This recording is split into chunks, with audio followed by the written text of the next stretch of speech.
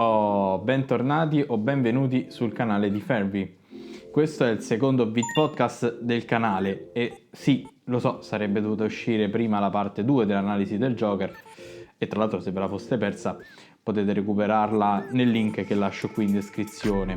Comunque, siccome ho lavorato ad entrambi nello stesso periodo ed il lavoro di scrittura, registrazione e montaggio di questo podcast è risultato più breve, ho preferito dargli priorità. Comunque in ogni caso la parte 2 di Joker verrà pubblicata entro la fine di aprile. Va bene, quindi completata la premessa possiamo passare direttamente al tema principale di oggi, ovvero l'analisi del film La fiera delle illusioni.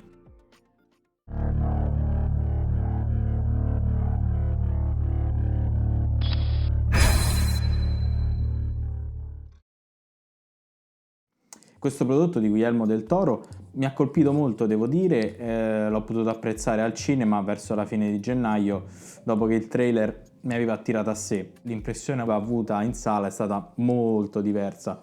Questo per dire che quello che viene proposto nel trailer non è idealmente la migliore rappresentazione della trama e della storia, anzi. Proporrò sì un'analisi psicologica del film, ma che non avrà uno stampo prettamente oggettivo, ma nemmeno troppo soggettivo, diciamo una via di mezzo. Insomma, un lavoro personale improntato nel cogliere e restituire un senso più profondo a livello psicologico. La mia proposizione è di scovare all'interno del film le varie tracce, informazioni, deduzioni ed intuizioni riguardo la storia e la scelta delle composizioni di immagini e significati nel modo più coerente e logico possibile. Cominciamo innanzitutto dal titolo. In italiano la traduzione del nome originale Nightmare Alley è stata La fiera delle illusioni, ma risulta una scelta piuttosto interpretativa, perché Alley tendenzialmente sta per vicolo, strada, insomma. Nightmare invece per incubo. Il significato del titolo sarebbe più vicino a quello di vicolo da incubo. Nightmare alleys, train tracks, flap houses, you name it. Si palesano quindi due riferimenti evidenti. Il primo è legato alla stradina o vicolo, quest'ultimo solitamente utilizzato per descrivere un possibile vicolo cieco, ovvero senza uscita. Il secondo riferimento è all'incubo, il legame con i sogni e in particolare le immagini angoscianti. Come abbiamo detto, il vicolo è un percorso stretto avente un'entrata ed un'uscita, però collegandolo al vissuto tipico di un incubo potremmo considerarlo come una strada senza uscita a causa dell'incapacità di poter agire e reagire dinanzi al pericolo. Dall'inglese blind alley, oltre a significare vicolo cieco, si riferisce anche ad una posizione o situazione in cui non vi è speranza di miglioramenti o progressi. Un richiamo molto forte lo possiamo trovare sulla copertina del libro contenente la storia originale di Nightmare Alley, in cui il vicolo lunghissimo sembra non avere mai fine. Inoltre è possibile intravedere quella che sembra la figura di un volto alla fine di questo vicolo. A differenza del libro in italiano, cioè dell'edizione italiana, in cui c'è una ragazza che deduco sia Molly, una delle protagoniste, uno dei personaggi del film. L'incubo è una parola che deriva dal latino, in cui incubus sta ad indicare un essere che giace sul dormiente, riprendendo il termine di incubare. L'essere che giace corrisponde ad uno spirito demoniaco o genio malefico, il quale opprime la persona nel sonno e la porta ad una congiunzione carnale. In inglese nightmare, in francese cauchemar ed in quella tedesca mar. Nelle lingue appena citate viene preso in prestito il termine neerlandese mar, che vuol dire fantasma, parola che in inglese è entrata in composizione con il sostantivo night e ha dato vita ad una parola il cui significato è fantasma notturno. Un vissuto onirico fortemente oppressivo è, tipicamente, la causa di un brusco e ricercato risveglio. Possiamo ricondurre quindi tutto ciò alla cecità attiva che il protagonista vive e non solo lui? Collegandolo alla storia di Stan è impossibile inquadrare il vicolo dell'incubo come il percorso di vita del protagonista in cui sono presenti fantasmi del passato, incubi e spiriti maligni viventi. Quella che sembra quindi un'apparente entrata in una nuova vita in realtà non ha una reale via d'uscita.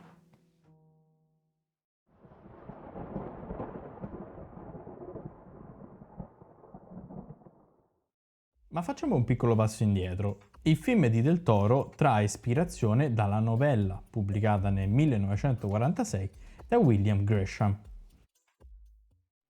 La vita dell'autore americano è stata sicuramente molto movimentata e travagliata. Nel 1937 prestò servizio come medico volontario durante la guerra civile spagnola. In quel contesto di guerra conobbe un ex carnival worker. Fu lì che ebbe l'ispirazione per il suo racconto. Nel 1939 si ammalò di tubercolosi e tentò di suicidarsi.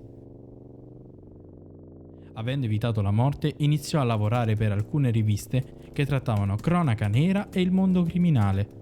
Cominciò la scrittura di Nightmare Alley nel 1940 per ultimarla solo 3 anni dopo. Grisham aveva grandi problemi con l'alcol e manifestò anche episodi di violenza esplosiva. Entrò anche in contatto con Scientology, successivamente però espose una denuncia per truffa. Nel 1962 la sua salute peggiora pesantemente per via della cecità e la diagnosi di cancro alla lingua. Il 14 settembre dello stesso anno, all'età di 53 anni, Gresham tornò al Dixie Hotel di Manhattan, che aveva frequentato assiduamente durante la scrittura di Nightmare Alley. Lì decise di togliersi la vita. L'autopsia, infatti, confermò l'overdose di sonniferi come la causa del decesso. Nella sua tasca vennero trovati biglietti da visita con la scritta nessun indirizzo, nessun telefono, nessun lavoro, nessun denaro, pensionato. Sembra chiaro come la scrittura della storia di Nightmare Alley sia fortemente connessa con la storia dell'autore.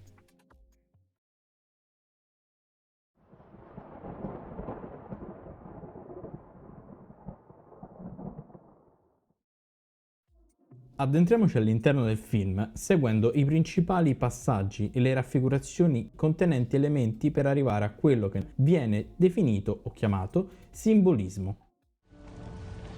The symbolism is quite obvious, Mr. Kerner.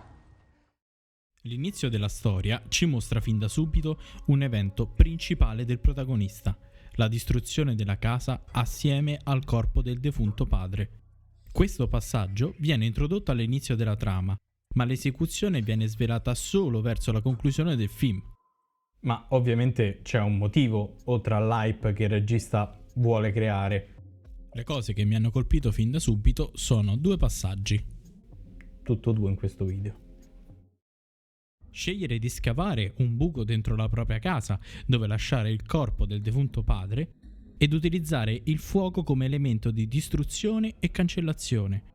Si propone la manifestazione di fusione corpo-mente nel voler eliminare in modo definitivo ogni collegamento con il passato e la figura del padre, rendendoli non esistenti, vuoto in cui si inserisce il corpo, e mai esistiti, bruciando casa e padre. Non solo, il fuoco generalmente è considerato anche uno strumento per purificare qualcosa. Lo scavo fatto da Stan, in cui inserisce il corpo del defunto padre, è l'elemento di congiunzione con ciò che lo spingerà a cercare continuamente elementi che colmino quel vuoto che lui stesso ha scavato e generato. Questo tempo di realtà in cui Stan si ritiene esistente come entità originale inizia con il furto dell'orologio appartenente al padre. Nella scena successiva, dopo l'agito, Stan è seduto sul pullman e in sottofondo c'è la colonna sonora chiamata Man or Beast. Ma questo perché? Perché l'uccisione di un essere umano, in questo caso il padre, è l'agito animalesco di bestialità, se ci rifacciamo alla teoria freudiana, dato che la pulsione all'interno dell'S si manifesta e agisce contro l'oggetto persona. Questo agito rende Stan un lupo, ovvero l'impersonificazione del concetto già citato nella parte 1 sull'analisi della figura del Joker, l'Homo homini lupus. Ma sviluppiamo ancora meglio questa dimensione interiore che è il motore di Stan. Il suo approccio con gli altri personaggi è influenzato dalla necessità di riproporre, in molteplici forme, una dimensione della mente puramente cosciente. You can't do mentalism and drink, you gotta be on your toes all the time. When you're on, you're on. And you're on now. I'm always on, Doctor. Ma la realtà irrazionale è proprio ciò che Stan osserva, la vuole poter manipolare e conoscere. Allo stesso tempo però vuole evitarla a causa della costante presenza di sogni e memorie. Questo perché i momenti in cui la sola coscienza non riesce ad essere presente lascia spazio a quella che chiamo la Deep Self. Per Deep Self intendo ciò che ci appartiene in senso proprio a livello mentale e fisico.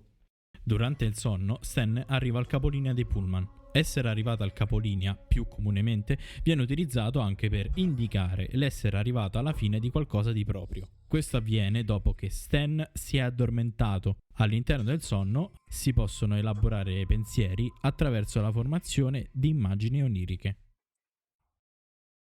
Il fatto che lui arrivi ad una meta sconosciuta si collega alla realtà irrazionale che Stan vuole conoscere. Nel luogo del circo sono abitualmente presenti lampi e saette.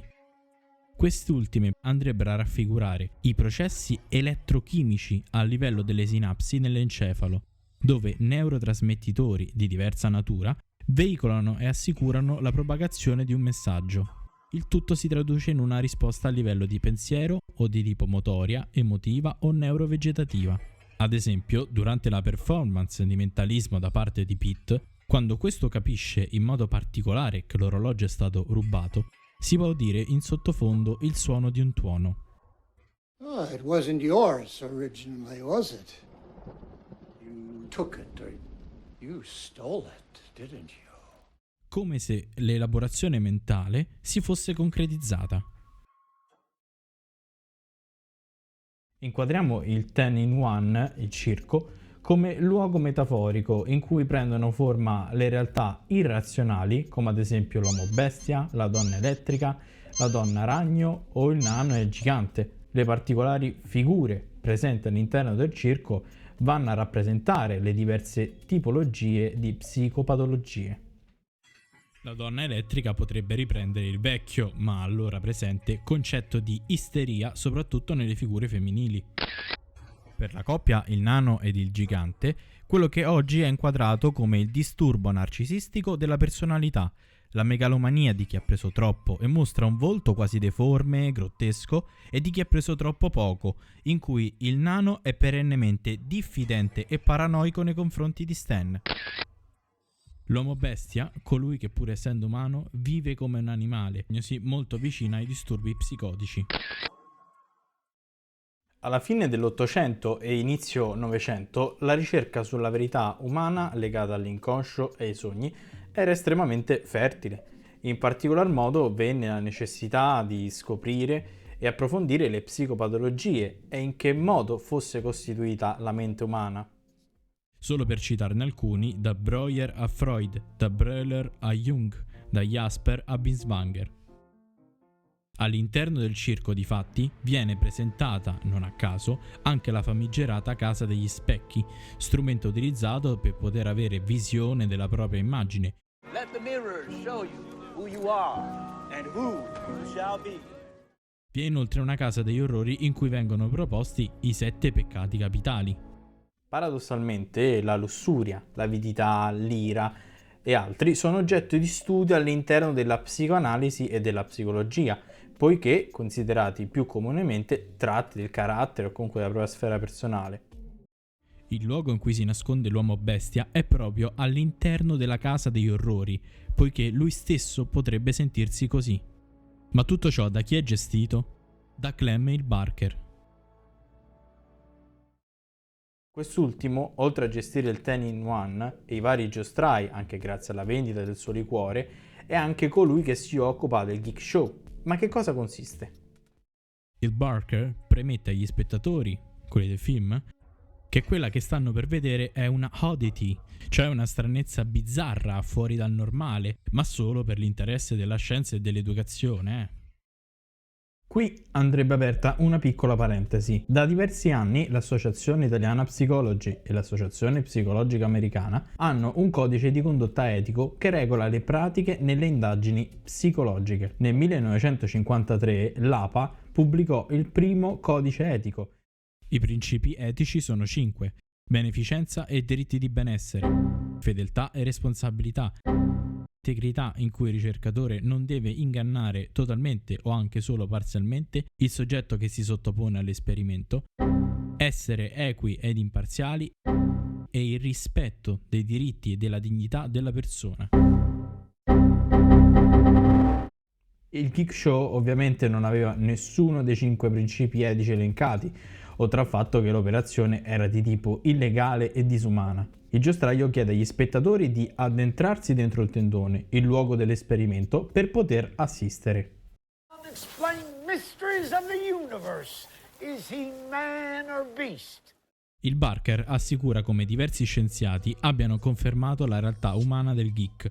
Può rimanere senza bere e da mangiare per settimane. Il giostraio riferisce di essere come la madre per il lattante che ha la necessità di sfamarlo attraverso il latte materno. Qui c'è una delle chiavi per comprendere cosa si cela dietro la figura del geek. Un essere umano, tendenzialmente maschile, ubriacone e vagabondo, nutrito con elementi che generano dipendenza, distruzione e che lo rendono malato. Ciò che Clem attua è una strategia contenente 2 sfere, di nuovo 2, interconnesse. La prima è quella dell'utilizzo di una strategia molto vicina a quella del condizionamento operante, paradigma proposto da Skinner, uno dei fautori del comportamentismo durante gli anni 30. Il condizionamento operante è una forma di apprendimento che consiste nell'associare uno stimolo a una risposta affinché questa si verifichi. Ci sono 2 opzioni, che la conseguenza sia positiva o negativa. Se la conseguenza è considerata positiva, quel comportamento si verificherà più probabilmente poiché associato all'evento positivo che si è verificato in seguito allo stimolo. You tell them, I got a little job for you. It's a temporary job until we get ourselves another geek. You spike it with that opium tincture. 1 drop per bottle, that's all. Se la conseguenza è negativa, il comportamento è improbabile che si riproponga, poiché associato all'evento traumatizzante. La relazione tra comportamenti e conseguenze, stimolo e risposta, porta ad una tecnica utilizzata per far ripetere o meno un comportamento. I tipi di condizionamento operante sono molteplici. So, you say one like this, you say to him, well, I gotta get me a real geek. Making a geek, you're through. That night, you drag out the lecture, you lay it on thick. You give him time to think that over while you're talking. He'll geek.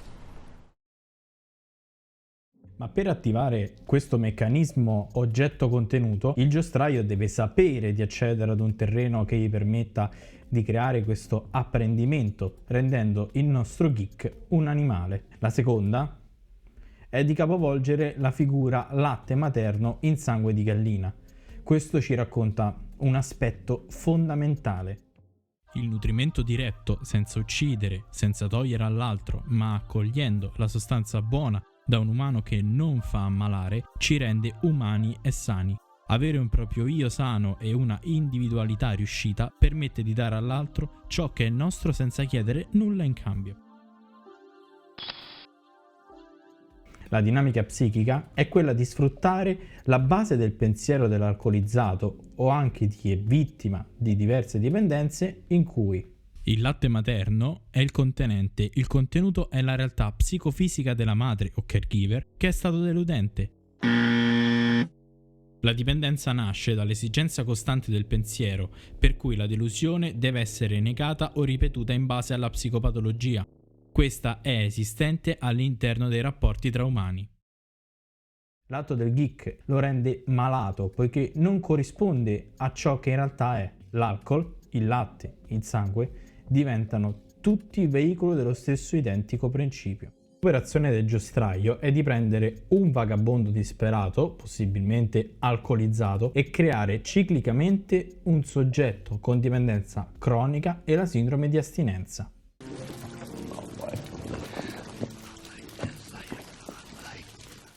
Ma di tutto ciò il pubblico non ne è a conoscenza. Durante l'esibizione la calca incita l'uomo bestia a prendere la gallina ed ucciderla in modo cruento. Si palesa spaventosamente l'assenza di una reazione in difesa e in aiuto del geek, succube in modo orrido del giostraio. Qui ritorna il riferimento alla cecità, che altera il pensiero della massa, rendendo accettabile qualcosa che non può e non dovrebbe esserlo. Un'alleanza diretta con l'incredibile violenza psicologica e fisica del giostraio, che è impassibile dinanzi allo show, ma anzi è caparbiamente lucido per accorgersi come Stan riesca a fuggire senza aver pagato lo spettacolo. It was $1, minus the till for the geek show. That's right. I clocked your clock. Umbrella, la matricità della pagai.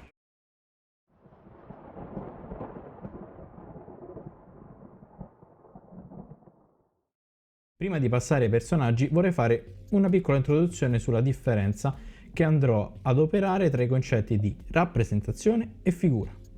2.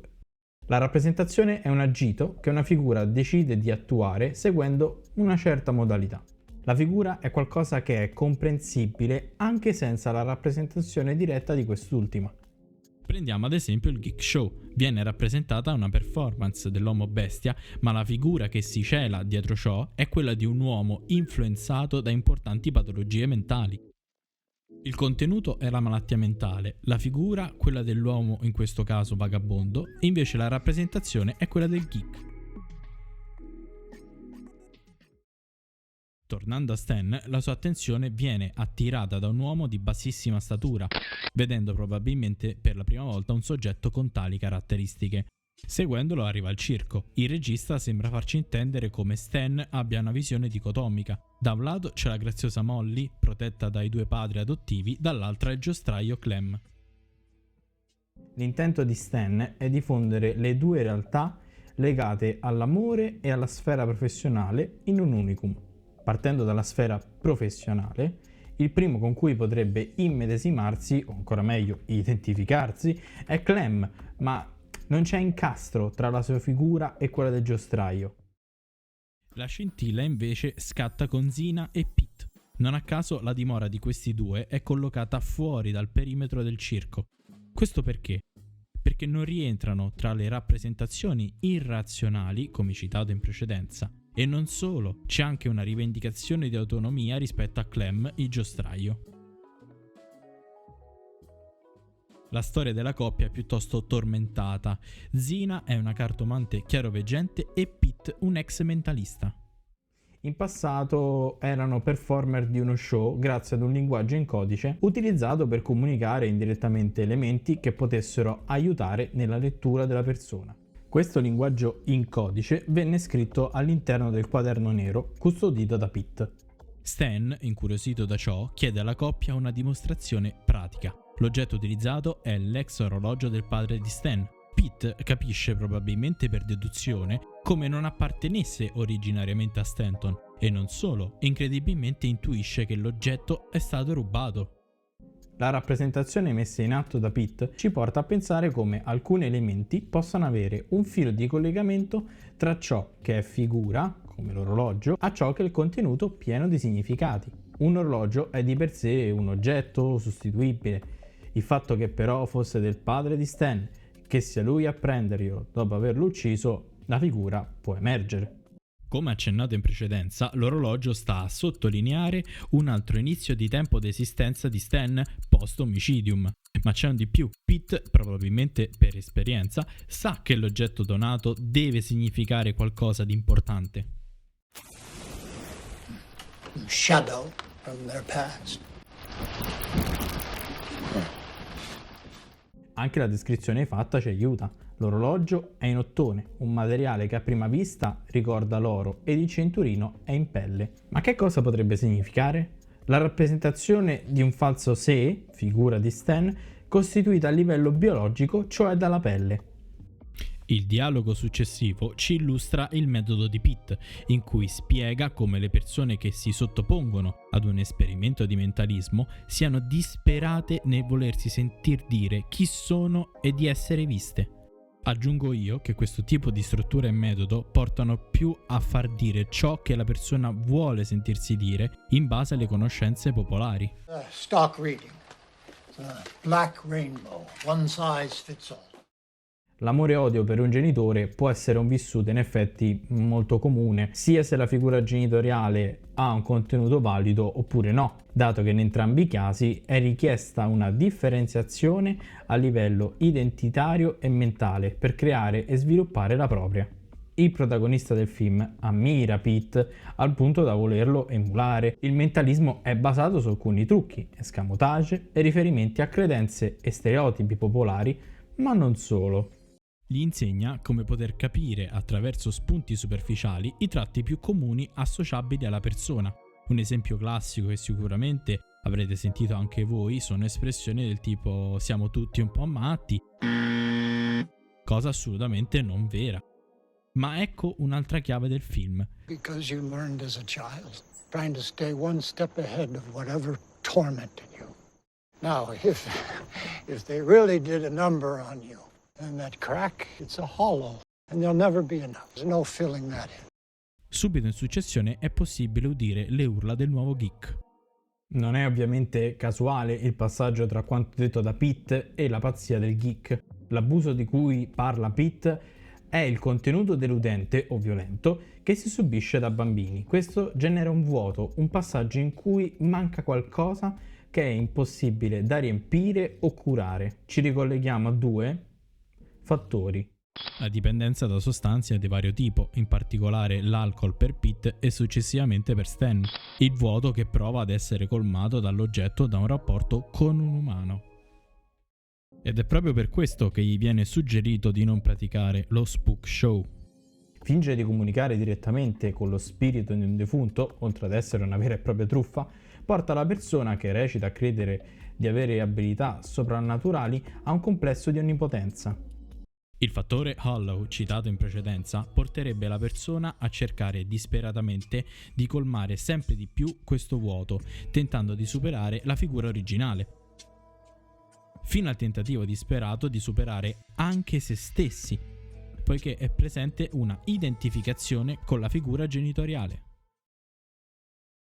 Non solo, come illustrato in precedenza, la parola nightmare è legata al fantasma notturno e lo spook show è un'esibizione chiamando in causa, esatto, un fantasma del passato. Stan vuole conoscere i trucchi e diventare un mentalista per esibirsi anche nello spook show, tant'è che arriva al volersi impossessare del quaderno nero di Pete, che però quest'ultimo non vuole dargli. A questo punto del film, ed anche collegandolo con la dichiarazione che Stan farà a Lilith successivamente, sembra proprio che il protagonista dia a Pete volontariamente una bottiglia di metanolo per ucciderlo, in modo tale da potersi appropriare del quaderno nero. Quello che potrebbe sembrare velato in realtà è anche un tentativo di suicidio assistito. Oltre ad essere strano che Pete non si accorga una volta stappata la bottiglia della differenza di odore tra alcol e metanolo, durante la scena in cui viene mostrato il cadavere di Pete, uno dei presenti afferma di esserci riuscito a morire. Che avesse già tentato di farlo in precedenza?